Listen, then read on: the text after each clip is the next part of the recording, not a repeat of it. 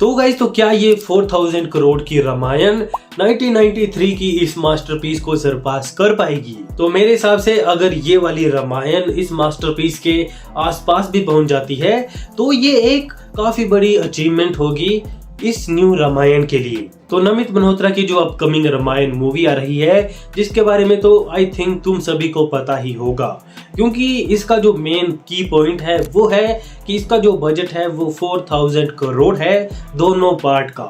तो अगर हम इस बजट को एक पार्ट के हिसाब से भी देखें तो 2000 करोड़ बहुत ज्यादा होते हैं, स्पेशली एक इंडियन मूवी के लिए। और ये इंडिया की मोस्ट एक्सपेंसिव मूवी है। जो पिछली मूवी थी उसको ये काफी ज्यादा मार्जिन से पार कर चुकी है।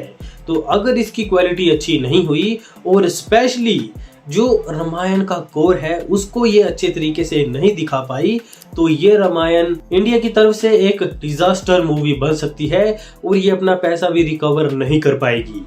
तो इसके फर्स्ट टीजर रिलीज होने के बाद इसके रिगार्डिंग काफी सारी कंट्रोवर्सी भी चली हुई है कि इसे एआई से बनाया है और इसका जो सीजीआई है वो बढ़िया नहीं है और कहीं से भी नहीं लग रहा है कि ये 4000 करोड़ की मूवी है। पर्सनली इसके ऊपर मैंने भी रिएक्ट किया है, मेरे चैनल पे वीडियो होगी इसके ट्रेलर के ऊपर जिसमें मैंने रिएक्ट किया है। वहां पे मैंने बात की है कि हो सकता है इसका जो सीजीआई है वो आगे आने वाले 6 मंथ में इम्प्रूव हो जाए और थिएटर में हमें अलग एक्सपीरियंस देखने के लिए मिले। तो वो तो चलो आगे की बात हो गई, जब ये रिलीज होगी तब पता लग ही जाएगा कि आखिरकार इसके डायरेक्टर का विजन क्या है। पर हम बात करेंगे आज 1993 की Ramayan the legend of prince Rama की।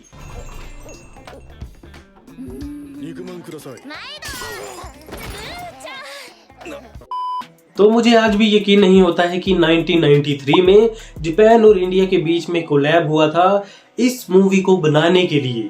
1993 में इंडिया और जापान के बीच में कोलैब हुआ था Ramayan the legend of prince Rama movie बनाने के लिए। और इसके जो डायरेक्टर थे वो थे युगो सोका, जो कि एक जापानीज डायरेक्टर है, और इंडिया की तरफ से जो को डायरेक्टर थे वो थे राम मोहन। और दोनों का जो विज़न था इस मूवी को लेकर वो काफ़ी बड़ा था और उस टाइम पर इस मूवी को बजट भी ठीक ही मिल गया था। और ऑनलाइन मैंने जितनी रिसर्च की है तो उस हिसाब से इसका जो बजट है वो $6-7 मिलियन था और इंडिया के हिसाब से 50-60 करोड़ होंगे।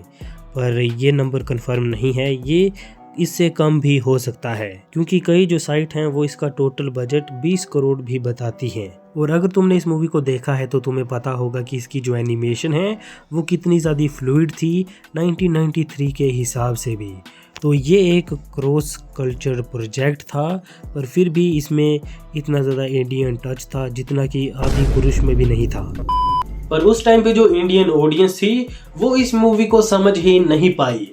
इस मूवी का जो विजन था वो इंडियन ऑडियंस के सामने धुंधला था, क्योंकि इसे इंडिया में रिलीज ही नहीं किया गया।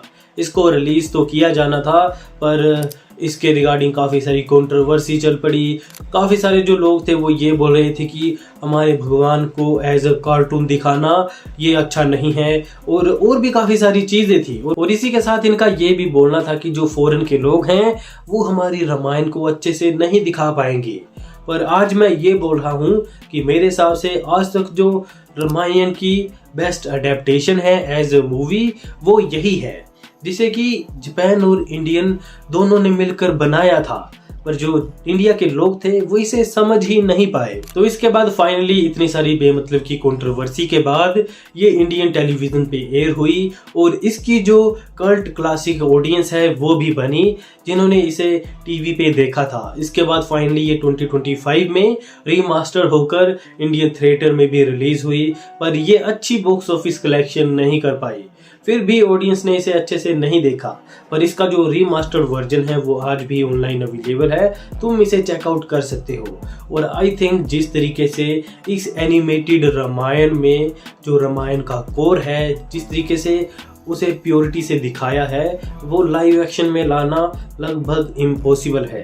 तुम्हें पता है कि जो एनिमेशन है वो एक ऐसा मीडियम है जहाँ पे तुम्हारे पास जो क्रिएटिव फ्रीडम है वो चरम सीमा पे होती है। तुम कुछ भी कर सकते हो, तुम अपने कैरेक्टर को अपने मन चाहे तरीके से दिखा सकते हो, हर एक चीज़ को तुम पोर्ट्रे कर सकते हो। जिसे कि लाइव एक्शन में लाना नेक्स्ट टू इम्पॉसिबल है। और इसी के साथ जिस तरीके से इस मूवी में हमें जो प्रिंस राम की जो डिवाइन ऑरा है वो दिखाई थी, वो मुझे पर्सनली काफ़ी ज़्यादा बढ़िया लगी थी। हर एक कैरेक्टर तुम्हें अलग ही फील होता है, वो तुम्हें जो प्योरिटी और जो डायरेक्टर का एक विज़न है वो देखने के लिए मिलता है।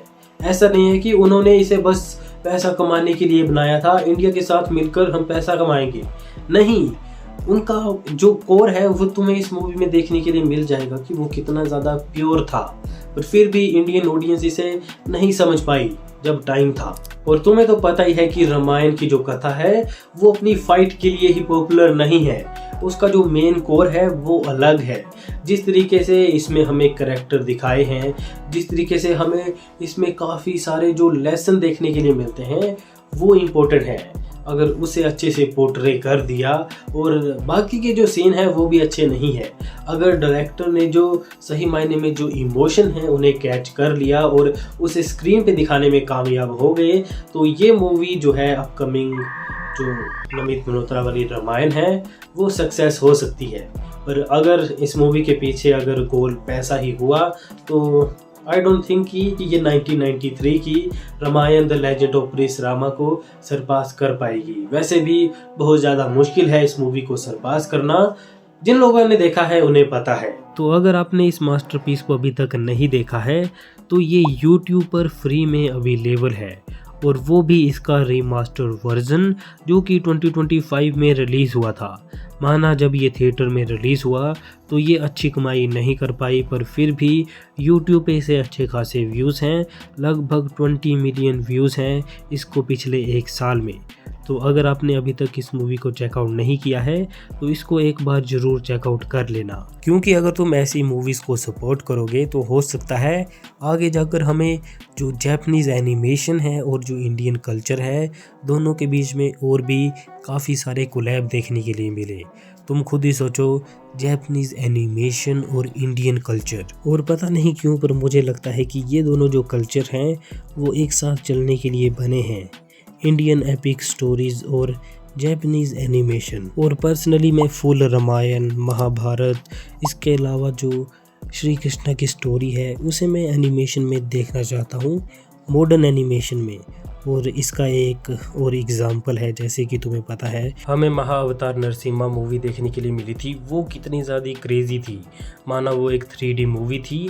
और इसके अलावा एक और एग्जांपल है जैसे कि बाहुबली द एपिक, मैं बस उसकी एनिमेशन की बात कर रहा हूँ।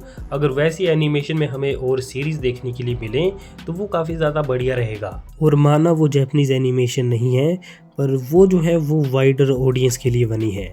अगर हम उस तरीके की भी और सीरीज़ देखने के लिए मिलती हैं इंडियन एपिक कल्चर के साथ तो और ज़्यादा मज़ा आएगा। तो आप मुझे कमेंट सेक्शन में बताओ कि आप अपकमिंग इस 4000 करोड़ की रामायण के लिए कितने ज़्यादा एक्साइटेड हो, और क्या ये न्यू रामायण 1993 की मास्टरपीस को सरपास कर पाएगी, जिसके विजन को जो इंडियन ऑडियंस है वो सही टाइम पर नहीं समझ पाई थी। आज के लिए फिलहाल इतना ही। आपकी तरह मैं भी मायूस हूँ, लेकिन उम्मीद पर दुनिया कायम है। दिल दुखा है लेकिन टूटा तो नहीं है, और उम्मीद का दामन छूटा तो नहीं है।